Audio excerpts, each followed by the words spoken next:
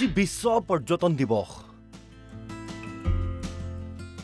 উদুলি মুদুলি মানাহৰ পদুলি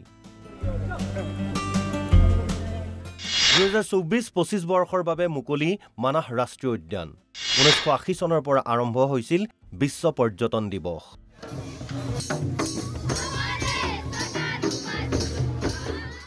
বিশ্ব পৰ্যটন দিৱসৰ দিনাই পৰ্যটকৰ বাবে মুকলি হ'ল মানাহ ৰাষ্ট্ৰীয় উদ্যান আজি ৰাষ্ট্ৰীয় উদ্যানখনৰ বাঁহবাৰী বনাঞ্চলৰ মুখ্য প্ৰৱেশদ্বাৰত ফিটা কাটি আনুষ্ঠানিকভাৱে 2024-25 বৰ্ষৰ পৰ্যটকৰ বাবে মুকলি কৰে মন্ত্ৰী জয়ন্ত মল্ল বৰুৱাই লগতে উপস্থিত থাকে বিটিআৰ চিফ প্ৰমোদ বড়ো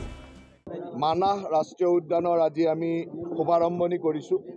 দৰ্শনাৰ্থীৰ কাৰণে আজি মুকলি কৰি দিয়া হৈছে আমাৰ বিটিআৰৰ সিএম প্ৰমোদ বড়োৰ উপস্থিতিত আজি অলপ সময় আগতে আমি ইয়াৰ ৰাইজৰ কাৰণে মুকলি কৰি দিলোঁ আৰু মই ভাবোঁ যে বিগত বছৰসমূহত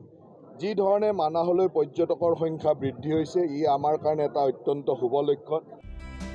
ৰাষ্ট্ৰীয় উদ্যানখন মুকলি কৰিয়েই বাঁহবাৰী বনাঞ্চলৰ পৰা মথনগুৰিলৈ জীপ সাফাৰী কৰে মন্ত্ৰী জয়ন্ত মল্ল বৰুৱাৰ লগতে প্ৰমোদ বড়োৱে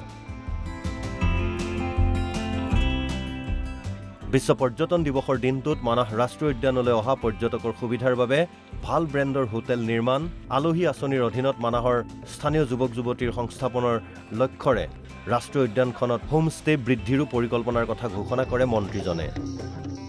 মানাহত আমাৰ এতিয়া নতুন চিন্তাটো হ'ল যে অকমান ভাল ব্ৰেণ্ডৰ হোটেল আমি ইয়ালৈ আনিব পাৰোঁ নেকি কাৰণ এটা হাই এণ্ড টুৰিজিম কৰিবলৈ হ'লে ভাল ব্ৰেণ্ডৰ হোটেল লাগিব আৰু ইয়াত যথেষ্ট সংখ্যক স্থানীয় যুৱক যুৱতীক ইনভলভমেণ্ট কৰিবৰ কাৰণে আমি কিমান বেছি হোমষ্টে কৰিব পাৰোঁ কিন্তু এইবাৰৰ আমাৰ লক্ষ্যটো হ'ল যে স্থানীয় যুৱক যুৱতীসকলক সংস্থাপন দিয়াৰ লক্ষ্যৰে আমি হোমষ্টেৰ ওপৰত যেটি গুৰুত্ব দিছোঁ তো আজি টুৰিজিমৰ পৰা বহুতখিনি বিলিয়নছ মানে ইয়াত মানে ৰেভিনিউ আহে চ' সেইকাৰণে মানাছটো আমি ডেভেলপ কৰা মানে সমগ্ৰ বিটিআৰ অঞ্চলৰ লগতে অসমৰ যিটো পৰ্যটন ইণ্ডাষ্ট্ৰী টুৰিজিম ইণ্ডাষ্ট্ৰীটো আগুৱাই যাব ইফালে কাজিৰঙা ৰাষ্ট্ৰীয় উদ্যানতো এই দিৱস ভাৰত পৰ্যটন আৰু অসম পৰ্যটন উন্নয়ন নিগমৰ উদ্যোগত বিভিন্ন কাৰ্যসূচীৰে পালন কৰা হয়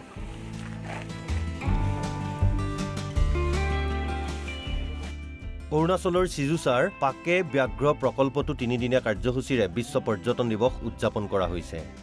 অহা 1 তাৰিখৰ পৰা কাজিৰঙাখন মুকলি কৰা হ'ব বুলি ইয়াৰ স্থানীয় প্ৰশাসনে জনাইছে গতিকে আমি এই বিশ্ব পৰ্যটন দিৱসৰ লগত সংগতি ৰাখি এই কাৰ্যসূচীভাগ সফল ৰূপায়ণ কৰিব বিচাৰিছোঁ যাতে যিসকল পৰ্যটক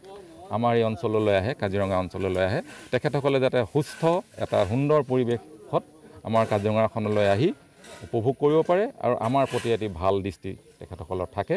উল্লেখ্য যে ৰাষ্ট্ৰসংঘৰ অধীনস্থ বিশ্ব পৰ্যটন সংস্থাৰ প্ৰত্যক্ষ তত্ত্বাৱধানত 1980 চনৰ পৰা সকলো সদস্য দেশে পালন কৰি আহিছে বিশ্ব পৰ্যটন দিৱস ৰাষ্ট্ৰসংঘৰ বিশ্ব পৰ্যটন সংস্থা ইউনাইটেড নেশ্যন ৱৰ্ল্ড টুৰিজিম অৰ্গেনাইজেশ্যনে আৰম্ভ কৰিছিল এই দিৱস এই বৰ্ষৰ বাবে পৰ্যটন দিৱসৰ মূল বিষয়বস্তু হৈছে টুৰিজিম এণ্ড পিচ অৰ্থাৎ পৰ্যটন আৰু শান্তি Bureau Report, NB News.